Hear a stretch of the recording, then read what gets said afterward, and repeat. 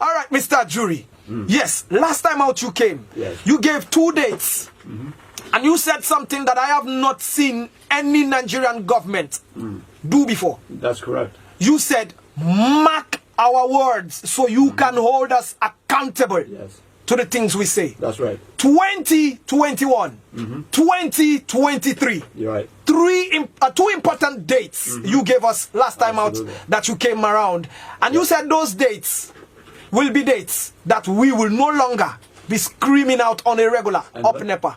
I'll go ahead and just inform our people as to why those particular years are going to be some very memorable years in the life of our nation.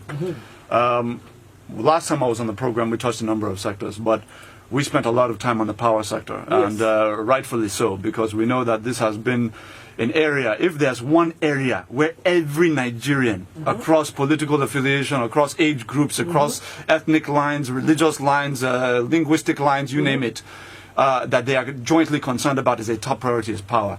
And we know that in 2010, 2011 and all of that, we were told by different governments that that we're going to have 40,000 megawatts of electricity by 2020. It did not happen. It did not happen. So naturally, our people are going to be very skeptical anytime any government official comes to talk about the power sector, because they're tired. What they want is power and nothing else. Nothing else. So this is what it is. This is what's happening now. And again, like you said rightfully, we want our people to hold us to account. And this is why I want to break down the difference between what happened before and what is happening right now. Previously, in what the means of power generation, the process by which governments try to generate power and transmit and distribute power, was essentially to pull out a whole bunch of money from maybe the excess crude account in a particular case, in some other cases federal government budget, and essentially domicile it in some federal agency, maybe even the Federal Ministry of Power, for example. But in other cases, it's the Niger Delta Power Holding Company that's government run. And essentially, they would now leave it essentially in the hands of the chief executive officer of that ministry or agency to dole out this huge quantum of money to whoever he wanted to bring on board to do contract work, etc., whether it's wife, nephew, best friend, party crony, and all of that. Now, as a result, we know what happened. We know that many power plants were not finished. Some were at 10%, even though the person was fully paid 100%. We have a case, a particular case, where a man, one Nigerian, was paid $2 billion US. Hey! $2 billion US dollars, not naira. Now, he was paid that entire money, and he did not accomplish up to 50% of the project. Till today. We're talking of something that is 12 years old. Till today, it is still in that state. So now, that is what has happened before. So now President Muhammadu Buhari comes in and he says, well, okay, how can we dramatically alter this process? Because clearly, if we continue to entrust all of this responsibility in the hands of the Nigerian bureaucratic system, there are going to be serious problems in terms of implementation. So what he now did was last year in August, German Chancellor Angela Merkel paid him a visit in the presidential villa, and they had a discussion. As a consequence of that discussion, they agreed that the global engineering giant, the German engineering giant Siemens, would essentially be the contractor of the federal government of Nigeria to essentially do an overhaul across power generation, in some cases transmission. They're going to be doing some adjustments in transmission, but the major work is in generation and especially in distribution. So now, this is how it breaks down. Because we are determined to cut middlemen out of these processes. Which are the Nigerian bureaucrats. That's right, Nigerian bureaucrats, from civil service to National Assembly to ministers. And look, we respect our officials. We don't want to paint all of our officials with a negative brush, because we have some very good men and women in this country doing their best. But we know that there are some bad eggs, and we're trying to avoid those landmines that are bad eggs in the system. So now, what we have done is we're doing a government-to-government transaction. What this means in specific terms is that the German-funded German Export Credit Agency, that's German Export Credit Agency, it's like a bank, almost like our own Frexim Bank, they are going to fund the entire project with 80% an 80% loan facility. Now, the Nigerian government is going to pay a 20% counterpart fund for the project. We have already set aside the counterpart fund in this 2020 budget that is going to, for the first time in several years, is going to finally run from January to December. And later I'll get into why that's important for Nigerians. But because it's now been it's been set and improved within the MTEF, that's the medium-term expenditure framework for the 2020 financial year, we are going to send about 61 billion naira from the Federation account direct to Germany for this project. Yes, from the Federation account. It's not going through a minister. It's not going through any of that. Now, that's on ground. So now, with the German Export Credit Agency doing 80%, they are going to take that money. They're not paying to anybody in Nigeria. They are paying directly to Siemens. So the German bank this bank is going to send that money directly to Siemens. So Siemens on in this matter is to collect money from this German bank, collect our own counterpart fund directly from source Federation account, and now manufacture all of the items that are required for installation in Nigeria. So our own is now supervision. Our own is oversight. We have nothing to do with procurement. We have nothing to do with budgeting. We have nothing to do with finance. We have nothing to do with any of that, because President Muhammadu Buhari said this work is getting done and nobody is going to stop it from happening. So now, what is on ground? How the process works in terms of how it is, how we have set it up is this. Okay. Over the last 6 months, very quietly, with no press, yes, Siemens engineers have moved around the country with Nigerian engineers in conjunction with the private owners of the distribution companies and other stakeholders. That's the power distribution. Yes, the power distribution companies that many of us. Yeah, real quick, for me to make the people out there understand, just like Ella said the other time, plain layman English. Right. The power we are talking about is lights. That's what we're talking about. Lights. The one that comes on and switches off. The one that you're watching television will just come out. Lights. We're talking of that light, yes. Yes. So now, what they've done is these Siemens engineers went around the country with all the stakeholders in conjunction. All of them have formed a technical committee where they listened to the Nigerian distribution company owners and said, look, what are your problems? What exactly is it that is stopping you from receiving the generated power, the transmitted power, and giving it to your people? And they have now laid out all of the issues and all of that. So it's been a very coordinated and synergized effort. That's very important. So there's no gap between all of the stakeholders. Everybody's been around the table. Now, so they went all across the country. They toured all of the distribution infrastructure in the country, the substations nationwide in all of the distribution companies around the country. They, with their technical audit by their engineers, they were able to identify in each location what needs to be upgraded, what needs to be reconstructed, and what needs to be newly constructed. That's just additions. Now, based on that, they developed a very clear roadmap that this is what we need to bring into the country, this is what we need to add or take away, and all of that and all of that. Now, with that roadmap, they're now bringing to the Nigerian government the bill of quantities. That essentially is the bill that says this is what you're buying. This infrastructure, this is what you need. This is what you're buying. This is the cost. This is the price, and all of that. Now, and there is no Nigerian involved in that directly. No, there is no Nigerian government official that has to do with that process at all. This is something that is funded, like I said, 80% by the German Export Credit Agency and paid directly to their people in Siemens in Germany, all within Germany. And then our money is going to Germany as well. So government to government transaction. No middlemen, no consultants, no subcontractors. Siemens, and this is why Mr. President insisted. What happened before was with the NIPP $8 billion scandal, NIPP before, you had hundreds, in fact not even hundreds, thousands of different contractors and subcontractors, friends of different people. So what will happen is somebody can use a Mitsubishi part here, and then they will now bring one Siemens part here, then they will now bring one China part here. There's no standard at all. It's just a matter of collecting the contract and doing what you think you want to do, and in some cases not do what you don't want to do. So now we now have a standardized set of equal standard, and we know that they have done it in Egypt, they've done it in Iraq, so it's not like it's a surprise. We have already seen what they have done.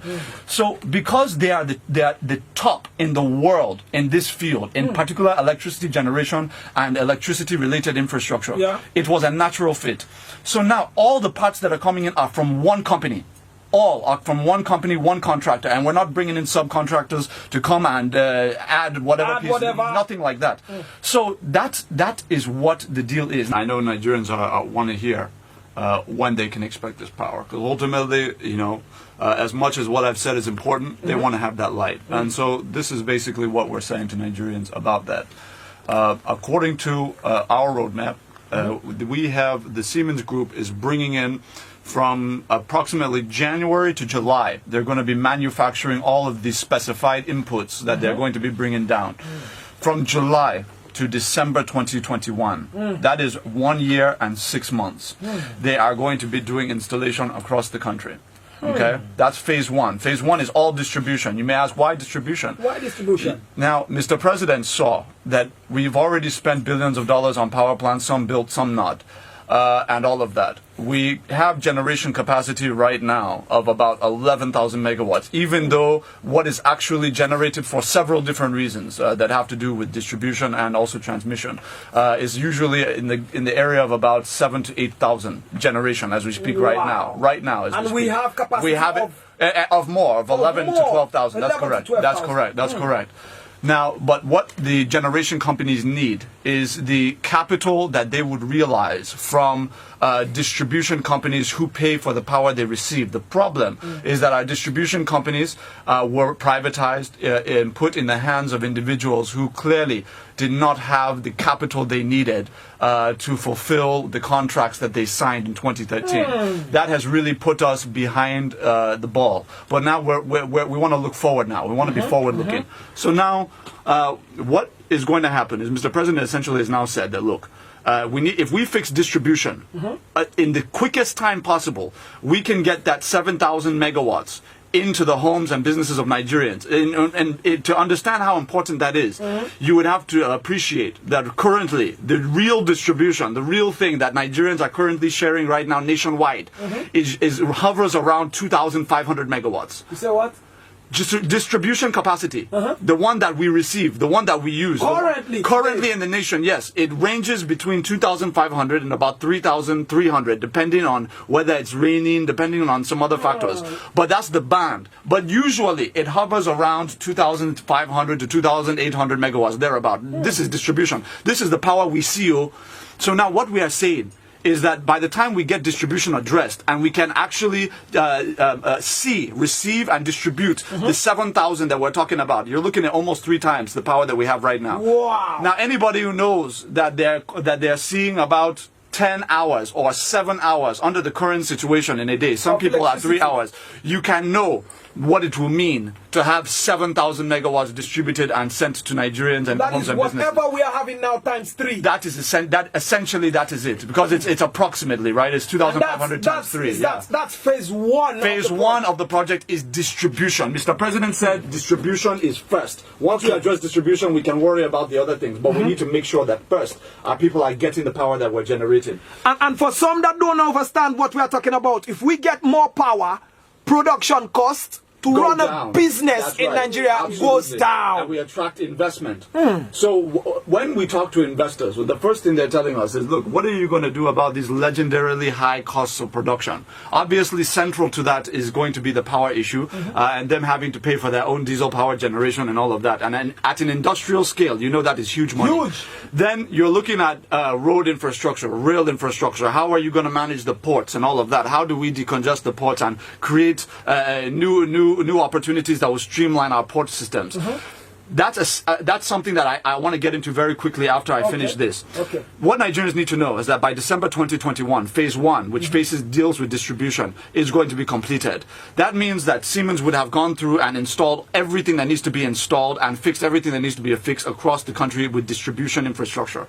So our people should expect that distribution capacity will rise from where it is right now, which is that 2,500 to 3,000, up to 7,000 by December 2021. The president has said it openly, so it's not me talking. The president has said it to Nigerians already. 2021. December 2021. That is essentially 2 years from now. That's what it is. So now that's that. Now, phase 2, and we really don't want to, because of our history, we don't want to get ahead of ourselves. We want to show Nigerians first that phase 1 is what we say it is, and this is It's what we're serious about what we're talking about. But phase 2, just for our people to know, is that by December 2023, we're building right now, we're in the process of finalizing the financing, I should say, to be very precise, on a $2.8 billion gas pipeline, because Mr. President has strategically seen, he's looking into the future, and he can see that oil is going to give way eventually. By 2040, oil is not going to be the commodity that it is right now. But what will still be a very hot commodity internationally is gas. So what Mr. President is doing is he's placing the Nigeria into a kind of a strategic pivot from oil, maximizing our oil production now while it's still hot, but ensuring that we use those resources to pivot more into gas. So we finished the FID, the financial investment, the final investment decision on NLNG Train 7. Now what that means for us is that one third of our total gas production in the nation today, one third of it is going to be added to the current total of gas that we're adding, just with this one added Train 7 that we're putting into place. So it's a very big deal. That's just one effort. So now we're building this $2.8 billion pipeline that's going to it's going to come from the Niger Delta through Ajaokuta into Kaduna into Kano. Now the medium term, and this is why I say the president is a visionary. People don't yet know, but they're going to be finding out as time goes on. The reason why he's constructing it is for two reasons. One, we need to industrialize northern Nigeria. It's very, very important for several reasons. Social reasons, economic reasons. We need to do that. That's number one. Number two is we want to connect that gas pipeline up through Niger Republic into Algeria, Tunisia, and all of these North African countries that need our gas. They are dependent right now on insufficient gas supply from some other countries, and they have interest in making sure that we have this abundant gas, and that could be the future of the Nigerian economy. So instead of talking about oil revenues and talking about we're switching already. We're moving into agriculture. We're moving into solid minerals. We just struck a deal with Russia concerning the Ajaokuta steel plant. We have about a $1 billion investment coming in from a facility coming in from a Frexim bank to completely transform the Ajaokuta steel plant back to its original $5 billion investment state. So you have that, and then we have the Russians coming in with about $400 million to invest in the Nigerian iron ore mining company in Itakpe. So all of these things are going on to ensure that we're no longer importing steel. We can actually industrialize with our own steel, with our own hands, with our own everything. And once that's done, job opportunities. Once that's done, look, we're not reinventing the wheel. This has been done internationally. What we're doing is we're doing what other nations have already done. It's not a rocket science. It's just that what we have now that we didn't have before is a president that is in the villa, who you will not take a briefcase full of euros and dollars in the middle of the night to make him change his mind about the things that are important to Nigerians. That is the difference. That is the difference. So now, the issue is this. By the time that we get that power, that gas pipeline is a 3-year project. Okay. Now we're going to close financing on that with a Chinese firm within the next I believe it's now 4 months from now. I think we're expecting it around February or March to close on the finance. Now once that is done, we begin construction. Now on that pipeline, we're going to build 3 gas-fired power plants on that pipeline. Simultaneously, we're not waiting for the pipeline to finish. We're doing it together so that they finish together. So now what you're going to have is you're going to have a gas-fired power plant in Abuja, 1,350 megawatts. You'll have a gas-fired power plant in Kaduna, 1,350 megawatts, and another gas plant in Kano, 1,350 megawatts. You put that together, that's 4,000 megawatts. 4,000 megawatts. Now, right now we're at about I think about 85 to 90% on the Kaduna 215 megawatt power plant that we've been working on forever, but the president is going to finish it. Where we have the 700 megawatt Zungeru power plant that we're about 80% on, that we're going to finish as well. You have all sorts of power plants that we are finishing in conjunction with what I'm talking about right now. So Mr. President is absolutely confident that by December 2023 we are going to be able to assure Nigerians power generation, power transmission, and power distribution of 11,000 megawatts by December 2023. That is our assurance to our people.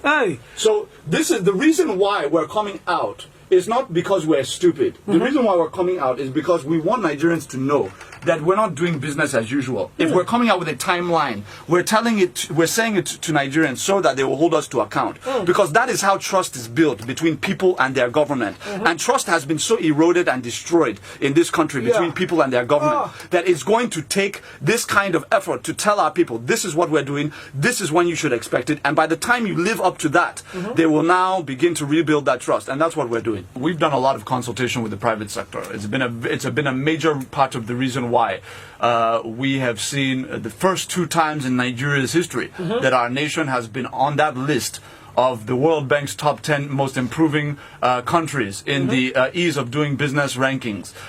In those 2 times have also been 2 of the last 3 years.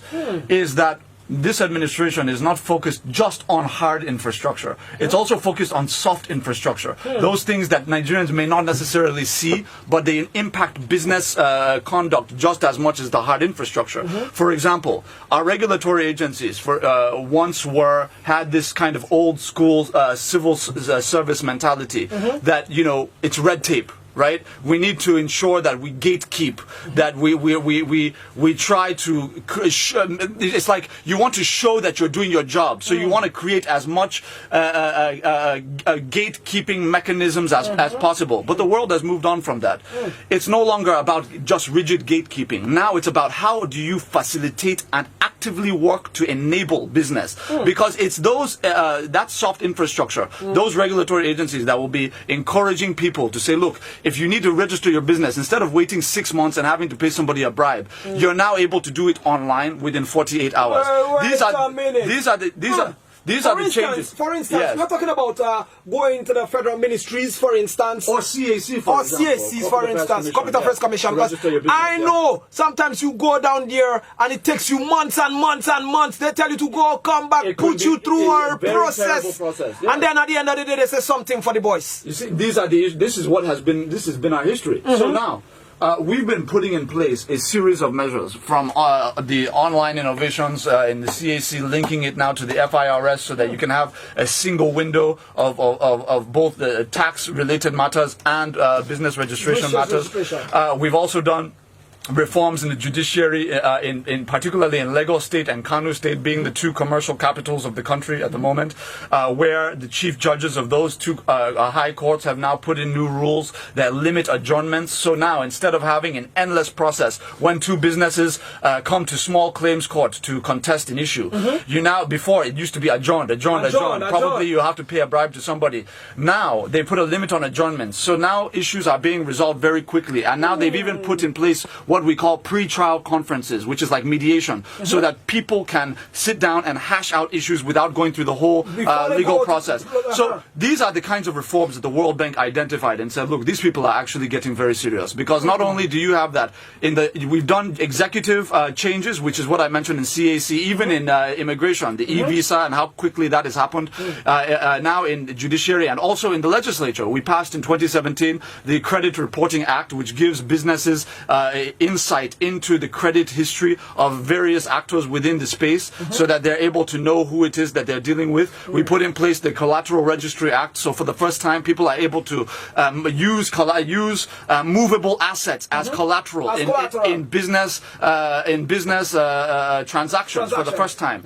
So these are some of the things we put in place. Now I'm saying all of that because these are the things that make business easy to do, but ultimately it comes down to some of the hard infrastructure. Once you've settled the soft, you now have to go to the hard. That's roads, that's railways, that's ports. What has happened is that by May 2020, we've just heard from the Minister of Transportation, the Lagos-Ibadan rail line, which we have been constructing since about, I think 2017, we started construction. It's supposed to be finished already, but what changed was that Mr. President was adamant that instead of the initial design, which was Iju here in Lagos to Ibadan, that it should be extended to get to Apapa Port. Because in the wisdom of the president, he said we must be able to decongest the ports in such a manner that does not require all these tractor trailers continuing to congest the place. So if we have that rail line going directly into the ports and we load those containers, yes, and we load them in Apapa Port, load them onto the rail line and take them out, then we can depressurize the roads and decongest the ports. So now, what we're doing simultaneously is we're now going to build an inland dry port in Ibadan. So now you're going to have an inland dry port in Ibadan that's going to off-take the containers from Apapa port off that rail line. So off of the roads completely, even as we're building the Lagos-Ibadan Expressway. So we're constructing the new roads around the port, including the, obviously we know about Lagos-Ibadan Expressway, but even the Apapa-Oronshoki highway, we're doing several roads in that axis. Now we're saying that we're going to reconstruct those roads in such a manner that we're not reliant on those roads anymore for the entirety of our evacuations. So now we're going to be doing it by rail. We just signed a $3.9 billion contract with the Chinese rail construction company CRCC to build a new seaport in Wari, because we realized that we need to diversify away from Apapa. It has too much pressure. In fact, right now, I think they're handling about 4 times the container of that which they were even established to handle. It spreads outside Apapa. Of course. Igomu, of course. The bridge over there, all Ijora, everywhere, containers and traffic. So now what we've done is One is operable at the moment. One in River State, the One port. So what we've done in the immediate term is to give an incentive. The NPA has given a directive that all businesses that will bring in their containers through one of the eastern ports, One, etc., that we're going to give them offhand immediately. They decide to do so, a 10% discount on their levies and duties to encourage the use of the eastern ports to try and diversify away. While we construct the new seaport in Wari, we're also, obviously, the Lekki Deep Sea Port is also coming on. So we're going to have several ports in the country. But the $3.9 billion, the reason why it's very important, the $3.9 billion railway contract in the Wari port contract is all one contract, is we're extending the railway that is the Wari-Itakpe Railway, which President Muhammadu Buhari revived in his first term, which had been abandoned since 1987. He finished the actual rail line. Now we're building stations along the rail line, but the rail line is still in use. He's now extending the Wari-Itakpe rail line to cut through Ajeokuta with a spur that will now go into Lokoja, Kogi State, up to Abuja. So what you're going to have, in effect, is from the Wari Seaport, inside the Wari Seaport, we're going to have the rail line connect inside the seaport, up through Itakpe, which obviously is where our mining company is, up through Ajeokuta, where the steel plant is, up through Lokoja, where you have the confluence, and then up to Abuja, where it will now connect with Kaduna and then eventually Kano. Spread all over. All over. And the Lagos-Ibadan Expressway is, Lagos-Ibadan Railway, when it goes, we get to the Ibadan to Kano, it's cutting through Abuja, Kaduna. So you see an intersection now from the east of the country, from the west of the country, you can now cut at a meeting point in Abuja. So we're going to be able... from the south? Absolutely, from the south, etc. And when we get into the Port Harcourt-Maiduguri rail line, that's also going to connect the entire eastern corridor of the country, including all of the capitals of the southeast states. One real quick one. Yes. Will it be only for cargo or human? No. It's for both. It's intentionally done for both. It's for passengers and it's also for cargo. And Nigerians have asked the question, why Lagos-Ibadan? Why was that the first one that we chose? We want our people to understand something. Everything we have done is based on a statistical analysis. We know that route from Lagos to Kano, starting with Lagos-Ibadan, carries the heaviest freight, traffic and freight, economic freight, agricultural goods, you name it, between Lagos and Kano. So that was why we said, this is the money we have, we need to invest it there first, so that we can open up the economy, and then from there we can expand southward and eastward and up north. Wow. So these are all the things that are being put in place right now by President Muhammadu Buhari. What I always tell people about this president is that, when you walk by a very beautiful house, a mansion, glass, steel, just lovely, right? Everybody will clap. They say, that one. I declare it in the name of, and all of that. They do all of that. Yes. But when you see a slab of concrete, which is the foundation, you will not clap. You will not notice. But when the superstructure is built on that foundation, you begin to clap. What is happening in the country right now is that President Muhammadu Buhari is not being thanked. He's doing the thankless work of laying that foundation, and nobody's going to clap for him. But when it's done, that's when people will now look back and say, "Chai, Baba tried, though. Baba tried." But that is. But the first things first, and the first thing is, let's get done what we're working on, so that Nigerians know that change has come in a real manner. And we are here now. We're having this discussion so the people can know what to look out for. That's it. And not just randomly say this, that. Exactly. This you said you will do. Did you deliver? Did you deliver? That's how private organizations are run. Private sector businesses are run on timelines, on deadlines. We have to adopt that culture. Okay. We talk so much about China. You know, when you hear politicians especially, they like to refer to China and they say, look at Chinese results, Chinese achievements. Look, Chinese took hundreds of millions of Chinese out of poverty within 30 years, which is true. But I happen to study history in the university. I'm a historian by study. Wow, okay. And I know that we talk about Chinese achievements and results without talking about Chinese process. If you know what the Chinese went through to industrialize their country and the sacrifices that an entire generation of Chinese made to have the China of today that their children and grandchildren are enjoying, you'll be shocked. During the Cultural Revolution, what was China? China was an agro-based mono economy. They had hundreds of millions of subsistence farmers. These are farmers who farm simply to feed themselves. They feed themselves, exactly. Whatever small thing they have left over, they can now take to the market. But they're not industrial farmers. They're not business farmers per se, subsistence. So what the Communist Party did was they said, look, we're going to have to do something draconian.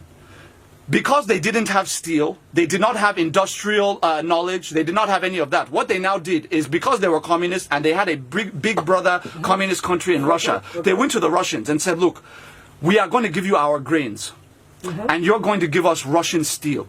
You're also going to bring Russian engineers into China, and you're going to help us with Russian steel to start our first industries. And your Russian engineers are going to train our Chinese engineers.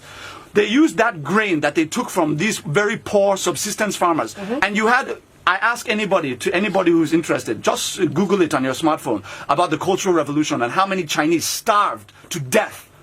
Millions starved to death. I'm not saying that obviously the times have changed, but my point is that we talk so much about the process of moving from being an import-based consumption economy to now being a production-based export economy. That transition takes sacrifice. It may not be death and starvation in the case of China, right? But in our own case, there are things that we have to do. That's when we talk about border closure. How do we stop smugglers so that our local producers will now be given the market share to be able to produce at the extent that to the extent that will now supply all of the Nigerian tables in the country. This is how you create local competition, which ultimately brings prices down. And people have asked me the question. They say, but isn't there something we could have done first? Is it that we had to go straight to closure? And I tell people, to understand why government took the decision it took and why we're ordering these steps the way we have ordered them, is this. Smugglers they're not an organization in the sense that there's no CEO of smuggling into Nigeria company. Association. There's nobody you're sitting down to negotiate with. You're talking about thousands of people that are operating in a racket. Individually. So now, the only way you can determine the full market share of what these people are actually smuggling into the country and how much of what we consume is being smuggled is to, first of all, cut them off. Cut their supply route. You cut their supply off. Very shocked to hear some of these individuals come out and say to Nigerians that this is an abuse of free trade. Abuse of free trade, that we should allow criminal racketeers to the tunes of hundreds of millions of dollars in the name of free trade. Mr. Jury. I happen to be from the Niger Delta. I'm from Ogoniland in River State, on my father's side. And you know, one of the challenges we have, and that we have to be realistic about the challenges that we have and honest with ourselves, is that we have a very serious problem with piracy in that part of the country. And part of the major I wish we could have really taken time to look at the foreign trips of the president and what he accomplished for the country in Russia and Saudi Arabia, because it's very important. But I can only touch on one right now because of time, and it's relevant to what my friend asked. We've signed a strategic deal with the Russians to not only supply 12 Mi-35 attack helicopters. Anybody who has studied war history about the 1980s Afghan Russian war will tell you what those Mi-35s can do. Now, that's on the one end. On the other end, we have signed a deal that they are going to, because they have very hefty experience, long experience in the Black Sea, in the Strait of Hormuz with Iran. They know the territory of oil maritime. So what they're now going to do is they are going to come and build capacity locally, not just in terms of knowledge, but with the hard infrastructure to be able to effectively combat the issues of piracy. Now, to my friend's question, is we have to first address the issues of piracy, because if you're bringing in a container from anywhere in the world, right, and you know that if I bring it to Apapa, yes, I'm going to go through some serious problem. There's going to be inconvenience and all of that. But I know my container go reach. I can get my container eventually, and I can take it from Apapa to wherever I want to take it to. Now, if it comes to another port and I don't feel confident in the security of that area, what now happens is if it gets to the port, if it doesn't have any issues on the waters, which is one concern, now it now gets on land. Now the issue is, what is the road infrastructure like in that part of the country? What are the peculiarities in that part of the country as it relates to issues of kidnapping, as it relates to issues of extortion, as it relates to... we have to be very sincere with ourselves about what the peculiar challenges of each region are. Particularly as someone from River State, I can tell you we have our own challenges. So I think when we talk about investment, we talk about ports and why people are choosing to overpopulate Apapa.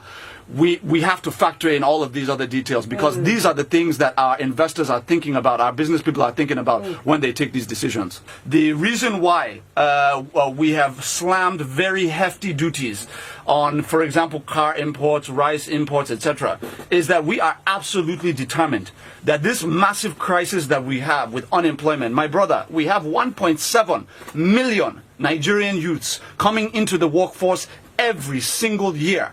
That means that if you are a government and you effectively create 1 million jobs every single year, the unemployment rate is still growing. That is the crisis we have. So now, what Mr. President has said is that whether in our rice, whether in our phone, whether in our pharmaceuticals, whatever it is, we have to ensure that there are some specific items that are high demand items, right? That if we put big tariffs, big levies, big duties on those items, what now happens? We can spur local production. Why? Because it is because of Mr. President's 70% levy on rice importation, for example, that we have had unprecedented investment in rice mills all around the country. That is why we have gone from paying $3 billion every single year under previous governments to import rice, almost entirely imported rice, to now producing almost 70 to 80% of our rice. And we are determined to make that 100% and export that rice by 2022. So now, what we're saying is that those levies are strategic. It's not because we're stupid. It's not because we don't know that what Benin is doing. We are saying that it's because of those levies that people are now going to be building local facilities for local production. And finally, the issue of car imports. We have seen what is happening. For example, look at Innocent Motors now. This administration has been very active in ensuring that we invest, that we patronize Innocent Motors. Go to immigration offices around the country. You are going to see fleets and fleets and fleets of Innocent vehicles. Even if you hear from the chairman of Innocent Motors himself, he will tell you that this federal government has done so well to patronize his organization, and will continue to, because he's employing Nigerians, he's paying tax to the Nigerian government, and this is what we're trying to encourage. From rice production to car manufacturing, you name, even in Kaduna, there's a Peugeot factory assembling cars. They're doing that because they recognize that very soon, by the time we get power supply stabilized with this Siemens deal, for example, they can now go from assembly to full-on manufacturing and production. In Nigeria. So, and in Nigeria, creating Nigerian jobs. There's no two ways about it. We cannot have our cake and eat it too.